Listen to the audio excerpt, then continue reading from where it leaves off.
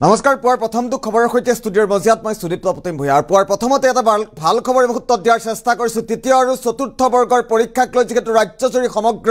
বিতৰ্কৰ সৃষ্টি হৈ আছিল আৰু মুখ্যমন্ত্ৰীগৰাকীৰ তৰফৰ পৰা বৃহৎ মন্তব্য কৰা হৈছে এপিএছচিৰ আৰ্হিত অনুষ্ঠিত নহয় তৃতীয় আৰু চতুৰ্থ বৰ্গৰ পৰীক্ষা লগতে মুখ্যমন্ত্ৰীগৰাকীয়ে কি বৃহৎ মন্তব্য কৰিছে ৰাজ্যৰ লাখ লাখ নিবনুৱাৰ বাবে এই মুহূৰ্তত জনোৱাৰ চেষ্টা কৰিম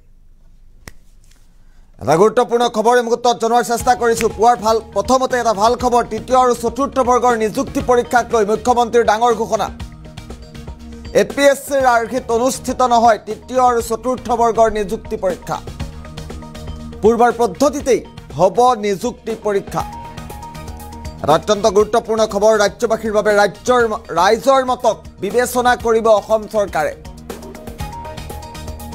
আৰু লাখ লাখ লোকৰ অনুৰোধ ৰক্ষা কৰি সিদ্ধান্ত লৈছে অসম চৰকাৰে মুখ্যমন্ত্ৰীগৰাকীৰ তৰফৰ পৰা কালি নিশাৰ ভাগত বৃহৎ মন্তব্য কৰিছে অহা 2-3 দিনৰ ভিতৰতে সিদ্ধান্ত ৰাজহুৱা কৰিব চৰকাৰে তৃতীয় আৰু চতুৰ্থ বৰ্গৰ নিযুক্তি পৰীক্ষাক লৈ মুখ্যমন্ত্ৰীৰ ডাঙৰ ঘোষণা এটা ভাল খবৰ এই মুহূৰ্তত জনোৱাৰ চেষ্টা কৰিছোঁ সমগ্ৰ ৰাজ্যজুৰি যিহেতু ব্যাপক বিতৰ্কৰ সৃষ্টি হৈ আছিল এপিএছচিৰ আৰ্হিত অনুষ্ঠিত নহয় তৃতীয় আৰু চতুৰ্থ বৰ্গৰ পৰীক্ষা পূৰ্বৰ পদ্ধতিতেই অনুষ্ঠিত হ'ব এই নিযুক্তি পৰীক্ষা ৰাজ্যবাসীৰ বাবে এটা ভাল খবৰ মুহূৰ্তত জনোৱাৰ চেষ্টা কৰিছোঁ তৃতীয় আৰু চতুৰ্থ বৰ্গৰ নিযুক্তি পৰীক্ষা এপিএছচিৰ আৰ্হিত হ'ব বুলি কালি যিহেতু মন্তব্য কৰিছিল সমগ্ৰ ৰাজ্যতে চৰ্চা চলিছিল আৰু অৱশেষত মুখ্যমন্ত্ৰীগৰাকীয়ে বৃহৎ মন্তব্য কৰিছে এপিএছচিৰ আৰ্হিত অনুষ্ঠিত নহয় মুখ্যমন্ত্ৰীয়ে কি কৈছিল এই মুহূৰ্তত পুনে পুনে শুনোৱাৰ চেষ্টা কৰিম মই ফেচবুক লাইভত এটা কথা উল্লেখ কৰিছিলোঁ যে অসম চৰকাৰৰ তৃতীয় আৰু চতুৰ্থ শ্ৰেণীৰ যি পৰীক্ষা হ'ব তাত আমি লোকসেৱা আয়োগৰ আৰ্হিত প্ৰিলিমছ আৰু মেইনছ আমি অনুষ্ঠিত কৰিম দুই এজন ব্যক্তিয়ে মোক জনাইছে যে পৰীক্ষাত নতুন নিয়ম এই বছৰ কৰিব নালাগে কাৰণ আৰু যিহেতু 2 মাহ আছে গতিকে আমি পুৰণা বা আগৰবাৰৰ দৰে পৰীক্ষা পতাটো উচিত হ'ব আমাৰ চৰকাৰখনে সদায় ৰাইজৰ কথা শুনিবৰ বাবে চেষ্টা কৰে কাৰণ আমি বিশ্বাস কৰোঁ লাও যেনেকে পাতৰ তলত থাকে চৰকাৰো ৰাইজৰ তলত থাকে ৰাইজৰ ঊৰ্ধত নহয় যিসকলে মোক এই পৰামৰ্শটো দিছিল দুই এজনে অলপ গালিগালাজো কৰিছে আৰু কিছুমানে ভালকৈ পৰামৰ্শটো দিছে গালিগালাজ কৰা সকলকো মোৰ মৰম জনাইছোঁ আৰু ভালকৈ কোৱা সকলকো মোৰ সন্মান জনাইছোঁ আপোনালোকৰ পৰামৰ্শ অহা 2-3 দিনত আমি বিবেচনা কৰিম আৰু যিহেতু পৰামৰ্শটোত মেৰিট আছে যে হয় 2 মাহ থাকোঁতে পৰীক্ষাৰ পেটাৰ্ণ এটা সলনি কৰিব নালাগে বিষয়টো আমি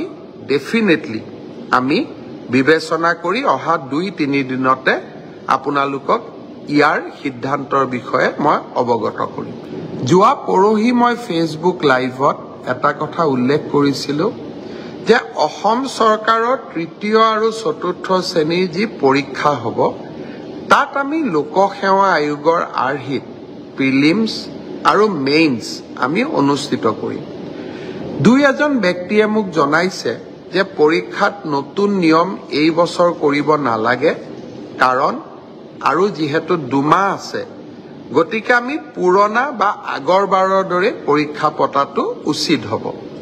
আমাৰ চৰকাৰখনে সদায় ৰাইজৰ কথা শুনিবৰ বাবে চেষ্টা কৰে কাৰণ আমি বিশ্বাস কৰোঁ লাও যেনেকে পাতৰ তলত থাকে চৰকাৰো ৰাইজৰ তলত থাকে ৰাইজৰ ঊৰ্ধত নহয় যিসকলে মোক এই পৰামৰ্শটো দিছিল দুই এজনে অলপ গালিগালাজো কৰিছে আৰু কিছুমানে ভালকৈ পৰামৰ্শটো দিছে গালিগালাজ কৰা সকলকো মোৰ মৰম জনাইছোঁ আৰু ভালকৈ কোৱা সকলকো মোৰ সন্মান জনাইছোঁ আপোনালোকৰ পৰামৰ্শ অহা 2-3 দিনত আমি বিবেচনা কৰিম আৰু যিহেতু পৰামৰ্শটোত মেৰিট আছে যে হয় 2 মাহ থাকোঁতে পৰীক্ষাৰ পেটাৰ্ণ এটা সলনি কৰিব নালাগে বিষয়টো আমি ডেফিনেটলি আমি বিবেচনা কৰি অহা 2-3 দিনতে আপোনালোকক ইয়াৰ সিদ্ধান্তৰ বিষয়ে মই অৱগত কৰিম উল্লেখ কৰিছে অহা 2-3 দিনৰ ভিতৰত সিদ্ধান্ত ৰাজহুৱা কৰিব চৰকাৰে পূৰ্বৰ পদ্ধতিতেই হ'ব এইবাৰৰ নিযুক্তি পৰীক্ষা। এইবাৰৰ নিযুক্তি পৰীক্ষাক লৈ যিহেতু ব্যাপক খেলিমেলিৰ সৃষ্টি হৈছিল, মুখ্যমন্ত্ৰীৰ মন্তব্যৰ পাছতে সামাজিক মাধ্যম যোগে বিভিন্নজনে ক্ষোভ প্ৰকাশ কৰিছিল। APSCৰ আৰ্হিত নহয়, মুখ্যমন্ত্ৰীগৰাকীৰ তৰফৰ পৰা কোৱা হৈছে APSCৰ আৰ্হিত নহয় নিযুক্তি পৰীক্ষা। পূৰ্বৰ পদ্ধতিতেই নিযুক্তি পৰীক্ষা অনুষ্ঠিত কৰিব ৰাজ্য চৰকাৰে। তৃতীয় আৰু চতুৰ্থ বৰ্গৰ নিযুক্তি পৰীক্ষাক লৈ মুখ্যমন্ত্ৰীৰ তৰফৰ পৰা বৃহৎ মন্তব্য কৰা হৈছে। ডাঙৰ ঘোষণা কৰিছে মুখ্যমন্ত্ৰী ডক্টৰ হিমন্ত বিশ্ব শৰ্মাই। APSCৰ আৰ্হিত এইবাৰ অনুষ্ঠিত নহয় তৃতীয় আৰু চতুৰ্থ বৰ্গৰ নিযুক্তি পৰীক্ষা। পূৰ্বৰ পদ্ধতিতেই অনুষ্ঠিত হ'ব এইবাৰৰ নিযুক্তি পৰীক্ষা। ৰাইজৰ মতক বিবেচনা কৰিব অসম চৰকাৰে। মুখ্যমন্ত্ৰীৰ মন্তব্য আমি শুনোৱাৰ চেষ্টা কৰিলোঁ। লাখ লাখ লোকৰ অনুৰোধ ৰক্ষা কৰি এই সিদ্ধান্ত লৈছে চৰকাৰে। ৰাইজৰ ঊৰ্ধত চৰকাৰ নহয় বুলি মন্তব্য কৰিছে মুখ্যমন্ত্ৰীয়ে। অহা 2-3 দিনৰ ভিতৰতে সিদ্ধান্ত ৰাজহুৱা কৰিব চৰকাৰে। তৃতীয় আৰু চতুৰ্থ বৰ্গৰ নিযুক্তি পৰীক্ষাক লৈ মুখ্যমন্ত্ৰীগৰাকীয়ে বৃহৎ মন্তব্য কৰিছে। মুখ্যমন্ত্ৰীৰ মন্তব্য যিহেতু আমাৰ হাতত আছে, আমি পুনৰবাৰ মুখ্যমন্ত্ৰীয়ে কি কৈছিল শুনাই ল'ব বিচাৰিছোঁ।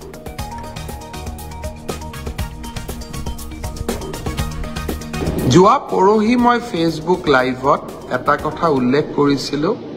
যে অসম চৰকাৰৰ তৃতীয় আৰু চতুৰ্থ শ্ৰেণীৰ যি পৰীক্ষা হ'ব, তাত আমি লোকসেৱা আয়োগৰ আৰ্হিত প্ৰিলিমছ আৰু মেইনছ আমি অনুষ্ঠিত কৰিম।